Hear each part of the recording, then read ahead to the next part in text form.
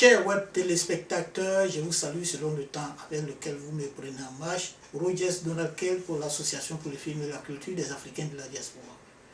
Devant moi ce soir, j'ai M.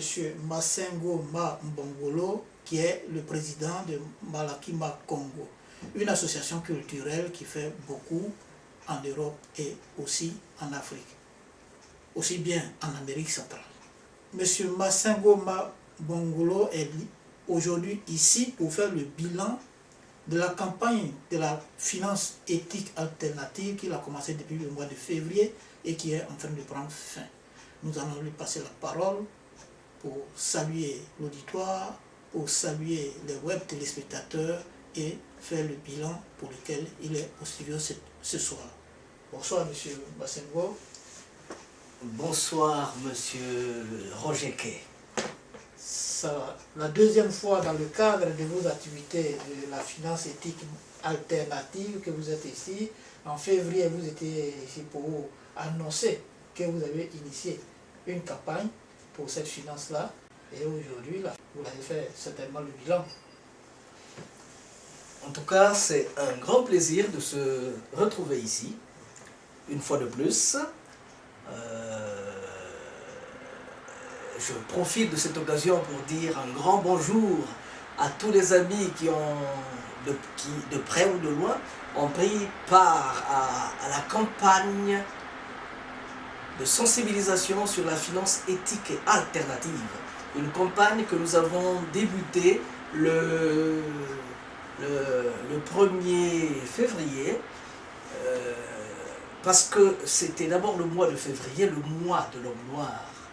Et donc nous avons voulu ajouter, à côté du mois de l'homme noir, nous avons voulu ajouter, à côté de l'histoire, nous avons voulu ajouter la partie développement.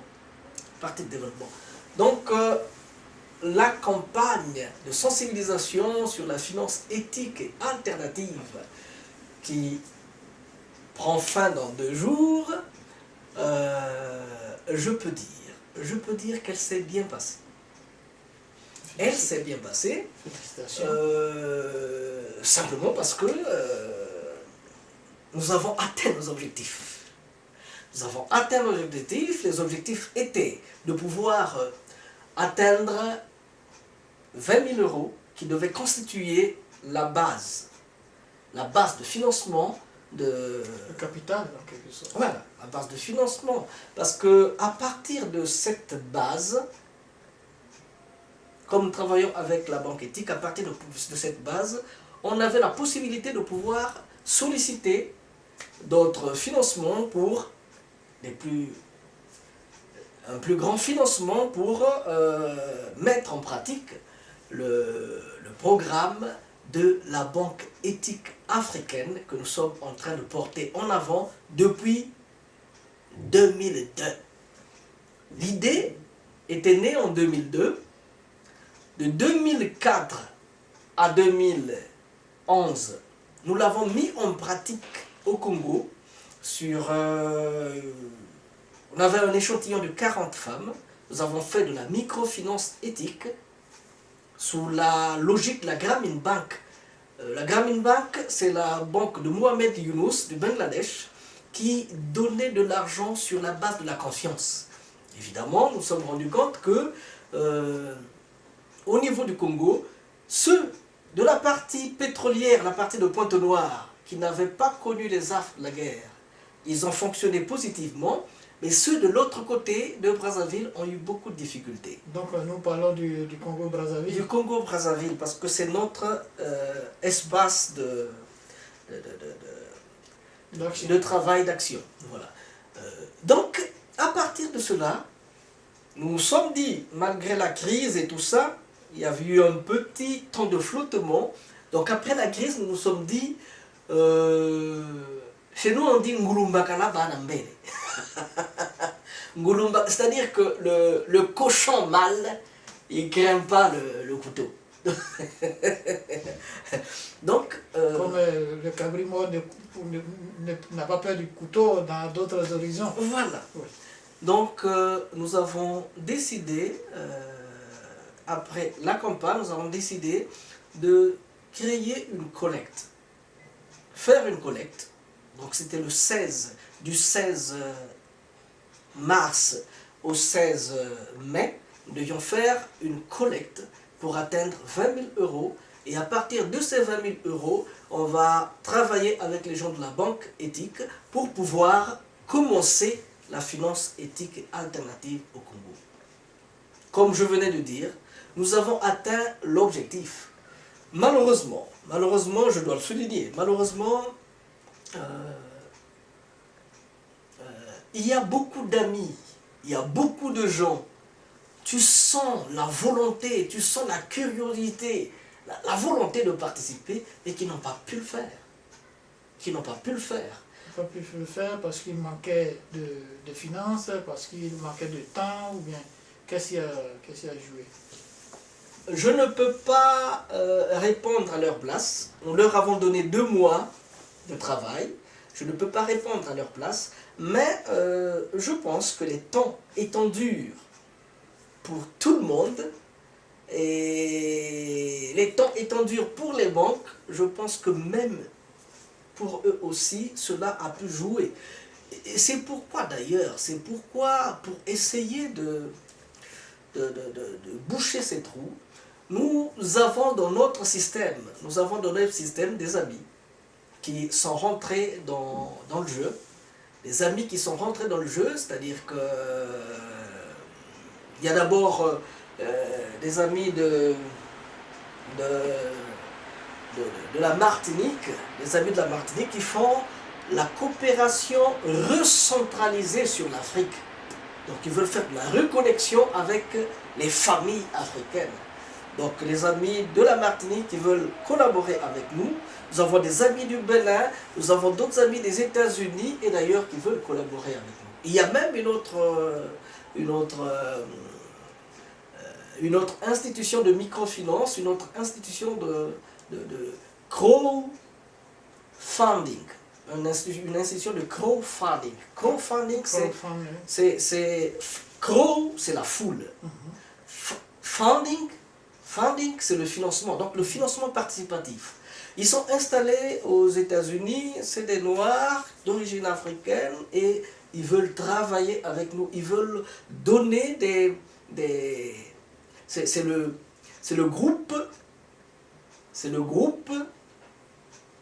Oulaï.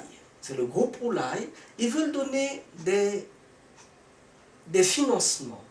Ils veulent financer des projets en Afrique et des financements non remboursables.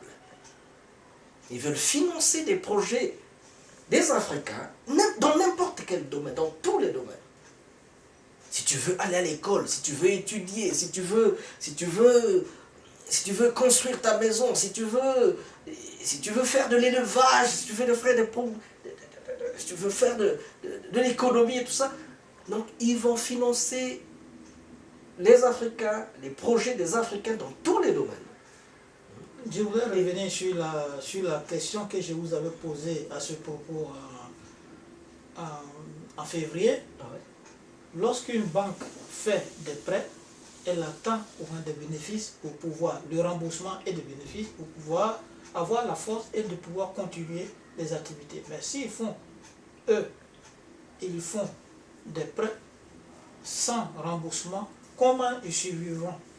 Vous parlez de quelle banque là? Tu parles de la crowdfunding dont vous avez parlé. Je vous avais posé. Il y a des banques traditionnelles dont l'intérêt primaire de ce jeu d'argent, c'est l'intérêt, c'est le surplus qui s'ajoute. Mais il y a d'autres banques dont la base, l'intérêt primaire, c'est l'amélioration des conditions sociales, des conditions humaines. Donc ce qui importe pour eux, c'est quand les conditions sociales sont réunies.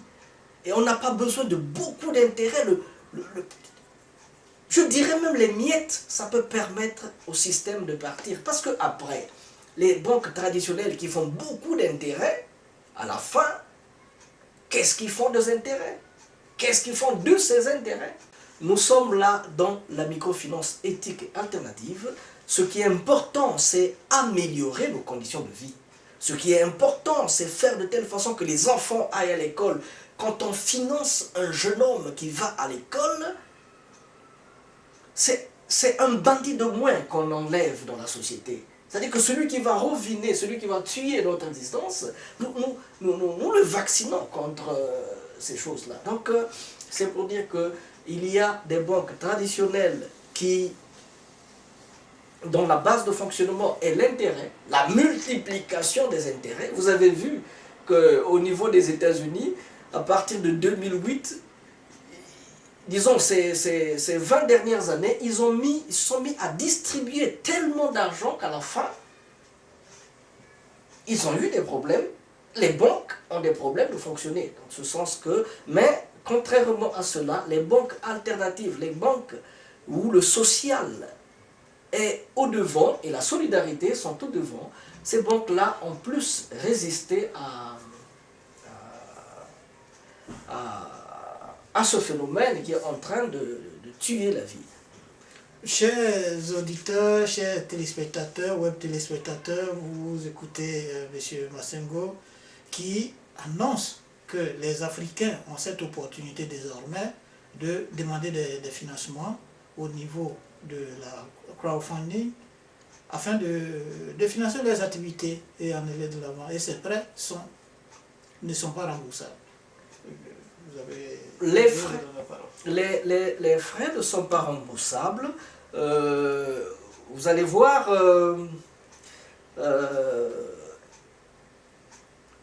le site internet et tout ce qui peut vous permettre de pouvoir entrer en contact avec ces institutions.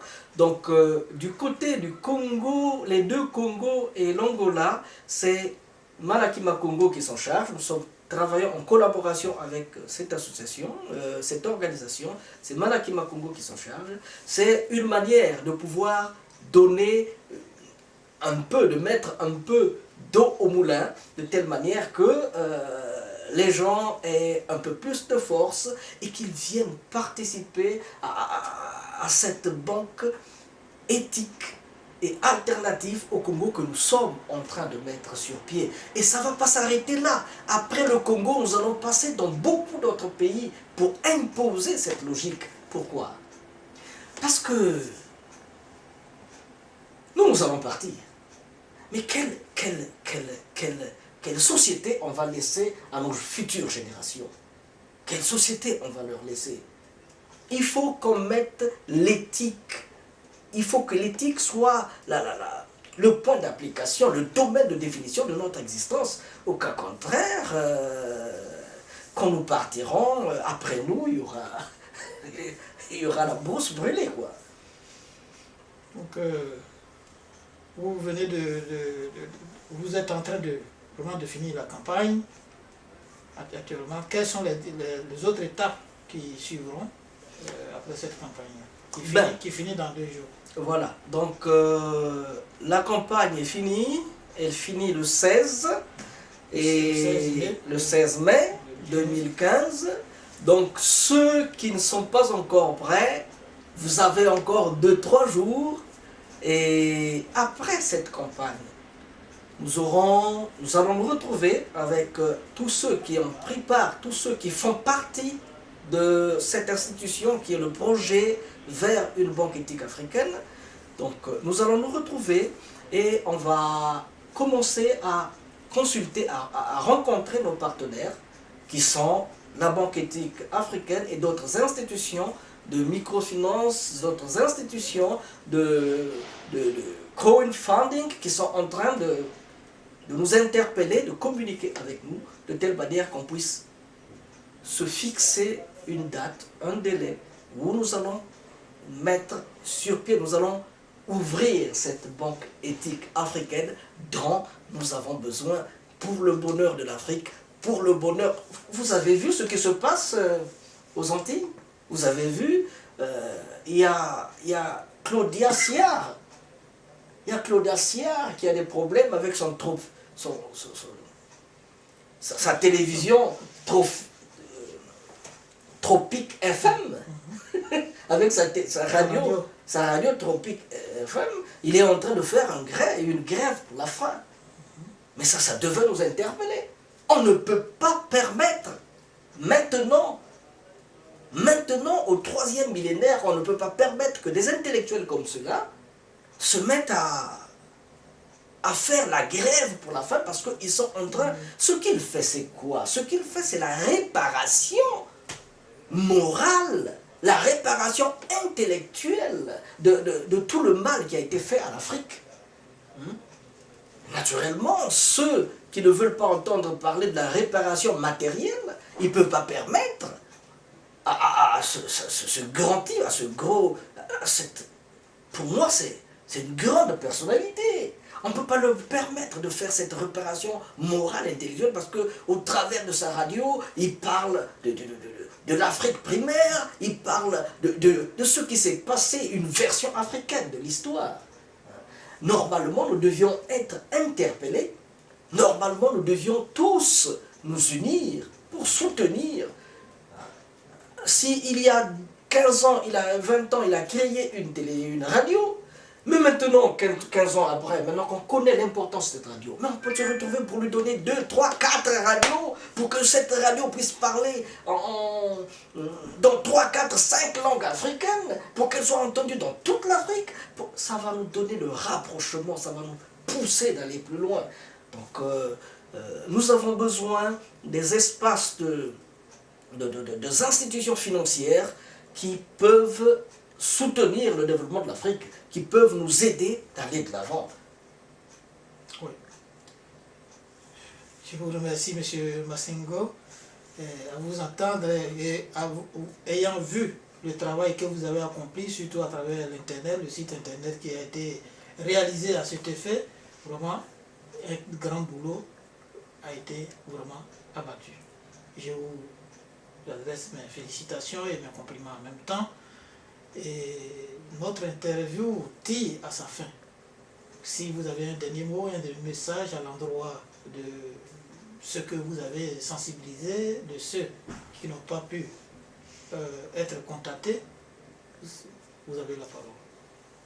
Bien, il faut dire que c'est un honneur et un plaisir de vous annoncer aujourd'hui que la campagne de sensibilisation sur la finance éthique et alternative qui devait aboutir sur la création du projet vers une banque éthique africaine, nous avons atteint nos objectifs. Les 20 000 € dont on avait besoin ne sont plus un problème. Ce que nous attendons encore, c'est que vous venez avec nous, que vous soyez plus nombreux à nos côtés pour que l'on puisse aller de l'avant. Et il y a d'autres amis qui veulent travailler mais qui ont des problèmes liés aux finances. Nous avons des institutions parallèles qui vont les aider à financer des projets de développement pour qu'ils puissent retrouver de la santé financière et qu'ils puissent fonctionner avec nous. L'Afrique ne se fera pas avec 2-3 personnes. L'Afrique se fera avec... Nous sommes près d'1 milliard de personnes en Afrique. L'Afrique se fera avec tout le monde, tous ceux qui veulent travailler avec nous. Donc c'est un honneur, un plaisir d'être, de nous adresser à vous aujourd'hui pour dire que c'est à nous et vous de nous donner la main, de nous tenir la main dans la main, de telle façon qu'on puisse redonner à l'Afrique sa fierté et redonner à l'Afrique son bonheur. Il faut qu'on puisse fédérer nos énergies pour apporter le développement durable et responsable à l'Afrique. Je compte sur vous. Nous comptons sur vous. Je profite de cette occasion donc de féliciter AFCAD. Merci. Cette télévision qui nous a toujours supportés, qui nous a toujours poussé de l'avant. Nous félicitons aussi les amis de AVNEC de la Martinique, ces amis-là qui veulent venir en Afrique pour un projet de coopération recentralisée sur l'Afrique. Nous remercions aussi nos amis du groupe Oulai, le crowdfunding groupe Oulai, les remercions aussi, Basé aux États-Unis. basé aux États-Unis et en Côte d'Ivoire et au Congo, dans beaucoup de pays d'Afrique. Donc c'est un honneur, un plaisir. Nous avons fait un pas. Faites le vôtre aussi. Comme ça, on va aller de l'avant. C'était un plaisir au nom de l'Afrique. Je vous remercie, M. Masengo Mbongolo, président de Malakima Congo, initiateur du projet Finance éthique alternative. Chers web téléspectateurs, vous venez d'écouter ce monsieur qui a parlé de la finance éthique alternative.